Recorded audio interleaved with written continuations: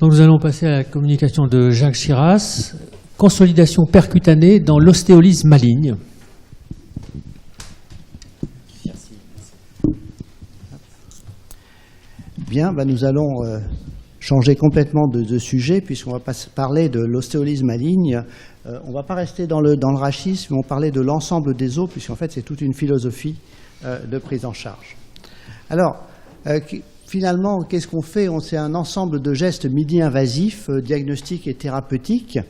Et tous ces gestes, ils sont très adaptés à la prise en charge des lésions osseuses des patients fragiles, puisqu'ils ne vont pas interrompre le traitement médical oncologique, ce qui est fondamental dans cette prise en charge, et qu'ensuite ils ne vont pas être responsables de gestes trop lourds, puisque la plupart de ces techniques sont faites sous sédation simple.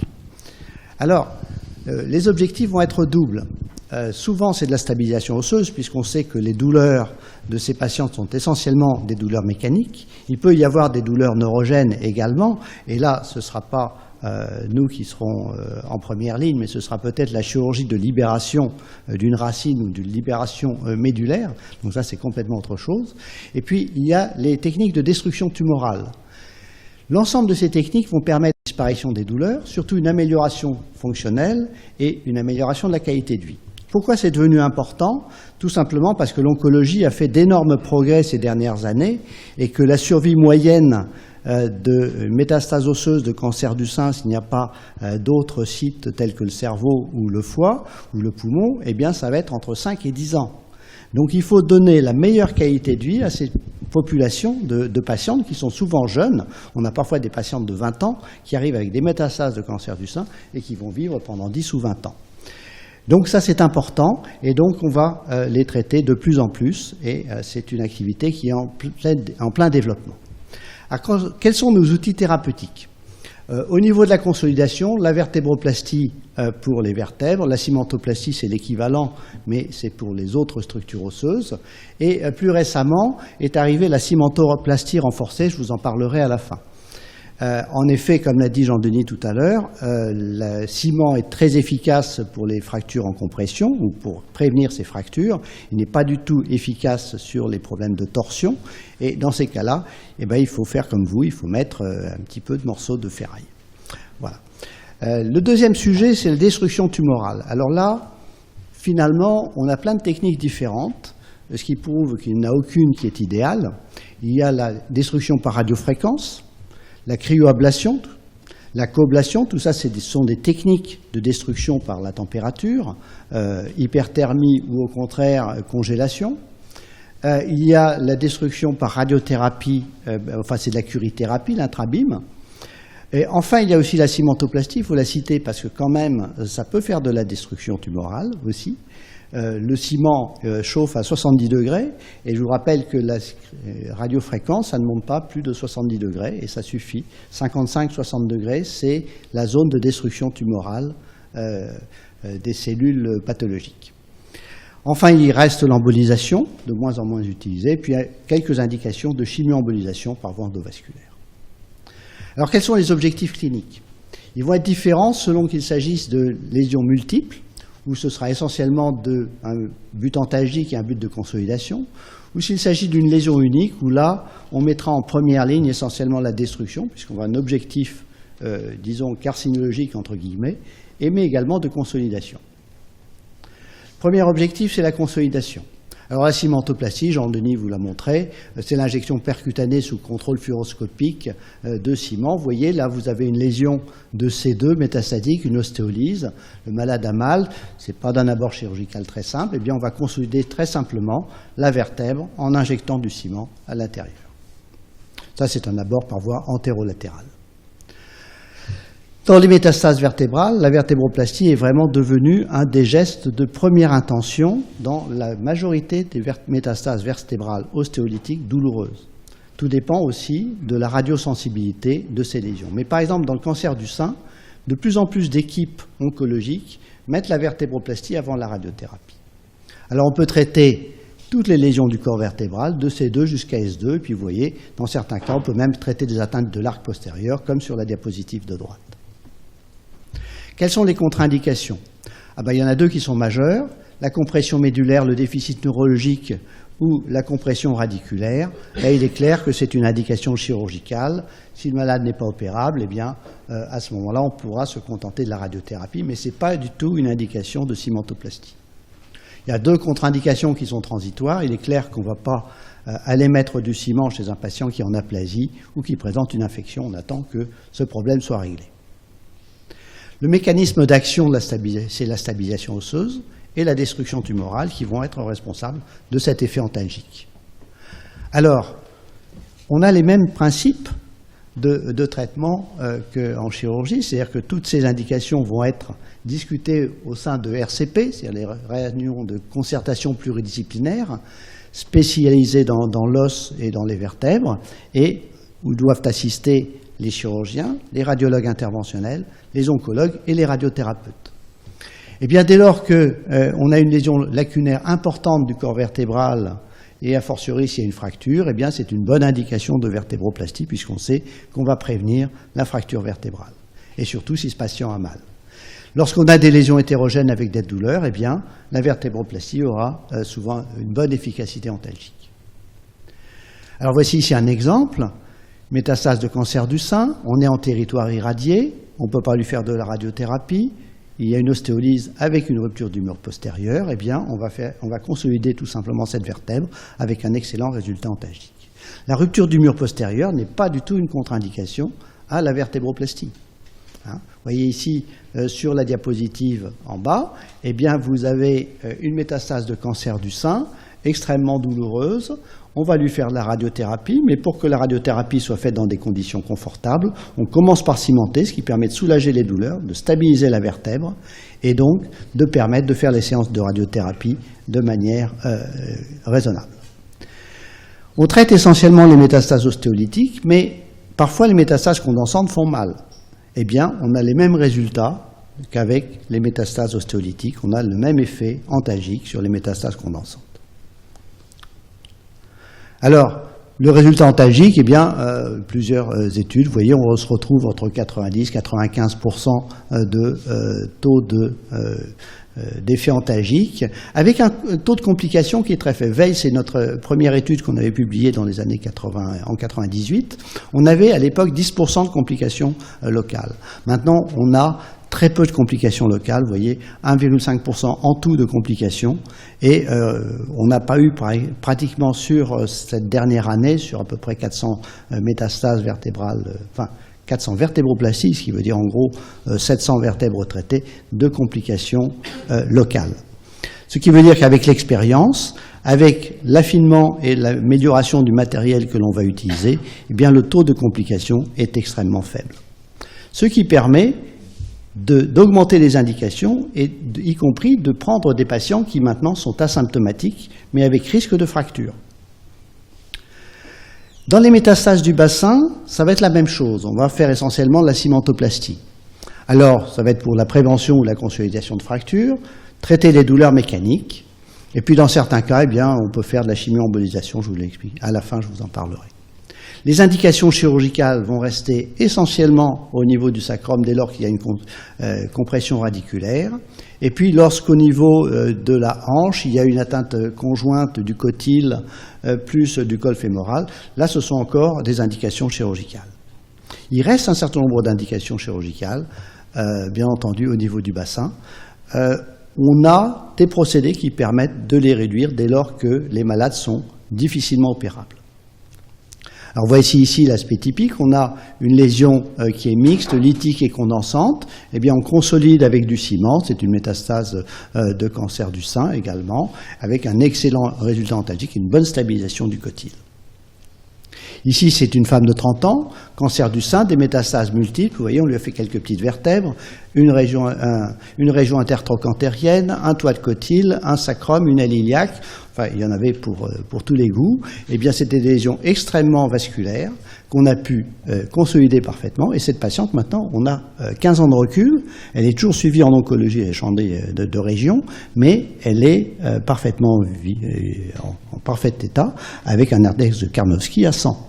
Ce qui veut dire qu'on a gagné, alors que c'était une métastase du postpartum qui était dans un état catastrophique au départ.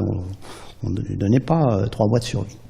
Donc il faut savoir que sur ces patients qui sont en début de traitement, avec des lésions extrêmement à haut risque loco-régional, tant qu'on n'a pas commencé le traitement médical, oncologique, on ne sait pas quelle est leur espérance de vie. Donc il faut être maximaliste sur le plan du traitement local, et ensuite on voit quel sera l'effet de la chimiothérapie et des autres traitements.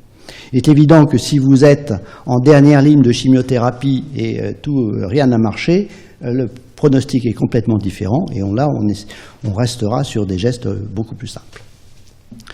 Alors la cimentoplastie renforcée, c'est une technique qu'on a mis au point relativement récemment. On savait très bien depuis longtemps que si on mettait du ciment dans un col du fémur, ça allait casser, donc ça ne tiendrait pas.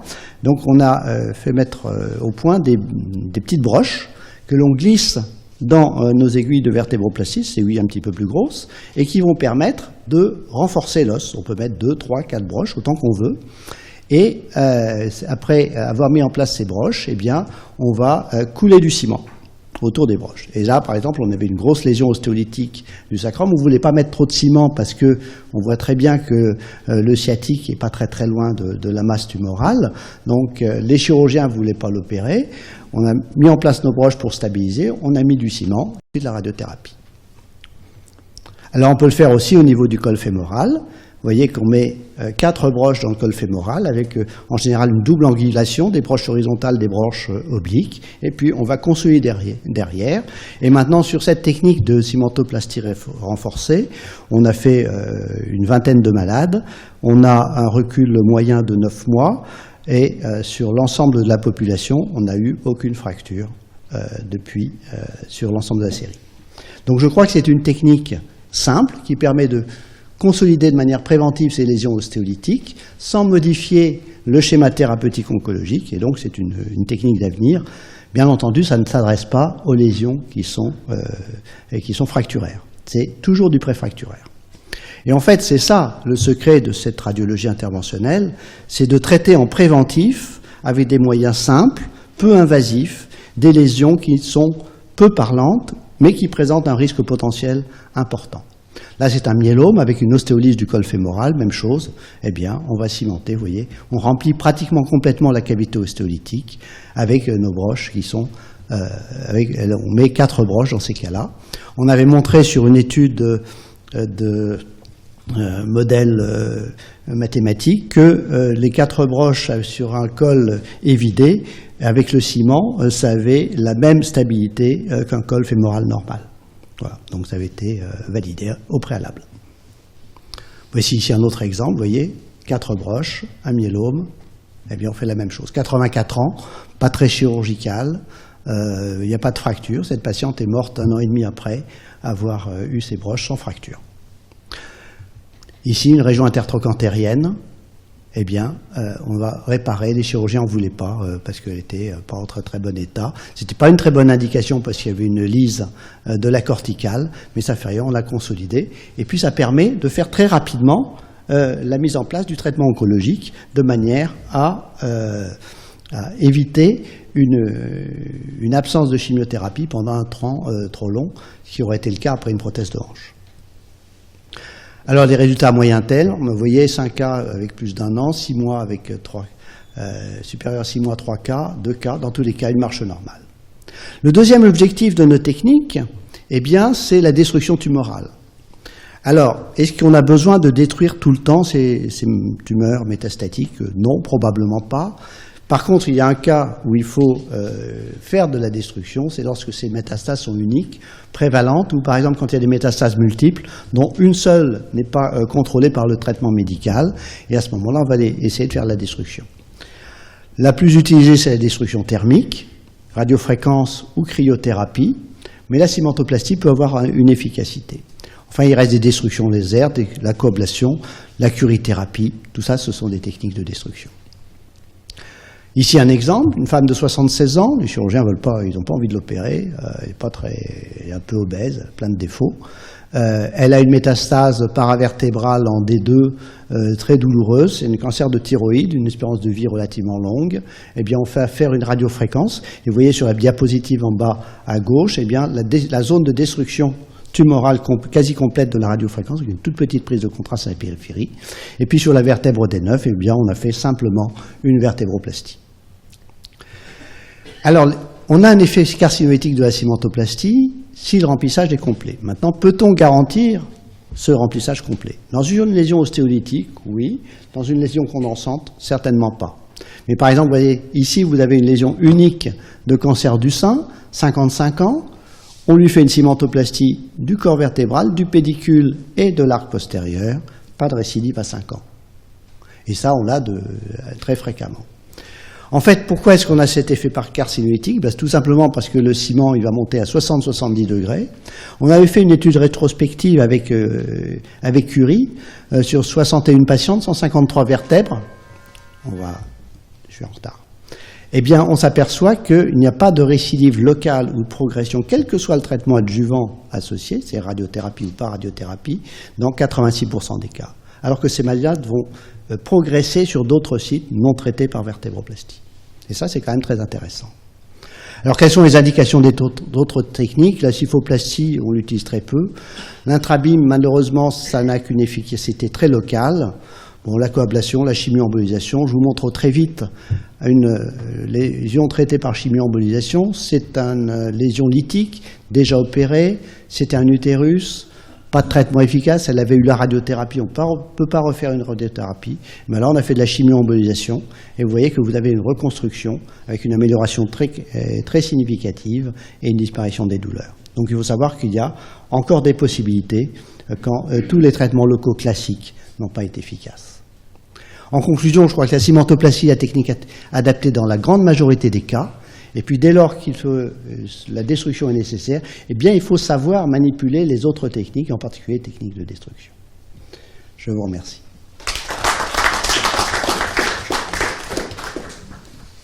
Merci beaucoup. On va demander donc à Gérard Morvan s'il veut bien commenter.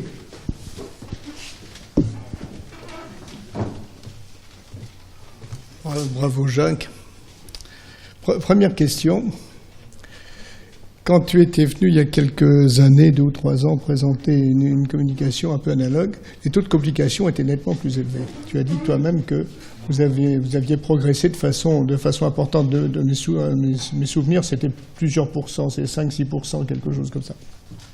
En première question, quel est le temps raisonnable pour faire de la courbe d'apprentissage pour former un radiologue ostéo-articulaire interventionnel qui travaille de façon sécure? 6 mois, 1 an. 6 mois, 1 an. Oui. Dans une bonne équipe. Oui. Mais c'est pareil, il faut en faire un minimum par an. C'est-à-dire qu'en fait, il ne faut pas faire une vertébroplastie par semaine. Il faut en faire tous les jours ou en faire 4 ou 5 par semaine.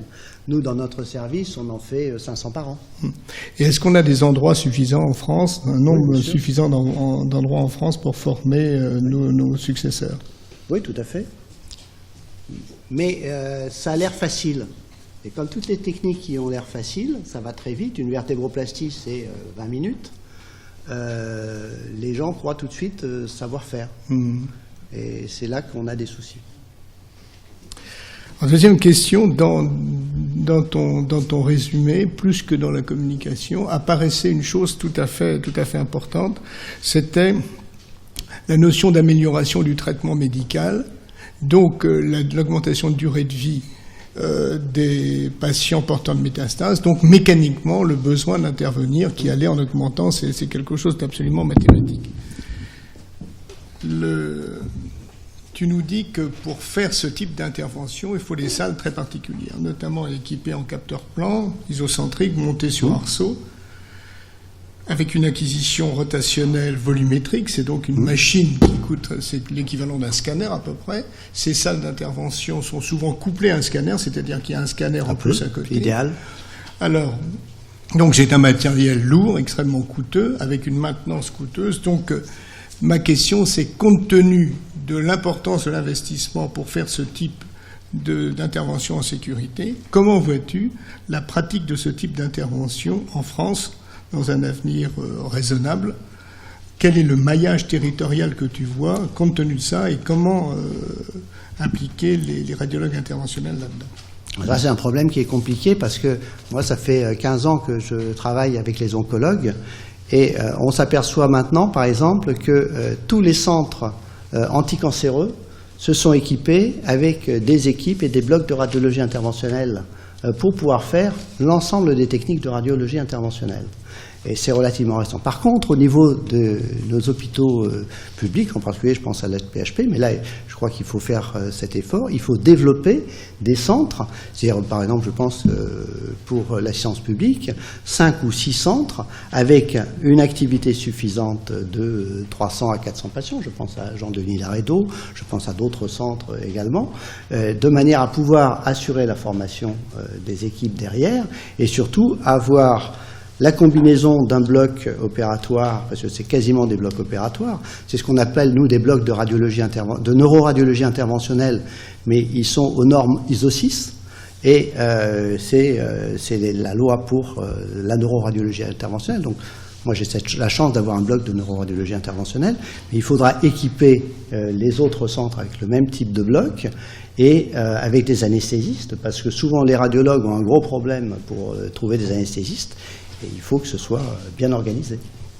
Donc deux types d'équipes. Une équipe qui sera essentiellement hospitalière ou dans des gros centres privés, ce qui reviendra à peu près au même, en collaboration avec des chirurgiens, avec des blocs communs. Et puis à côté de ça, le petit interventionnel dont on parlera également, qui peut être fait de façon beaucoup plus diffuse.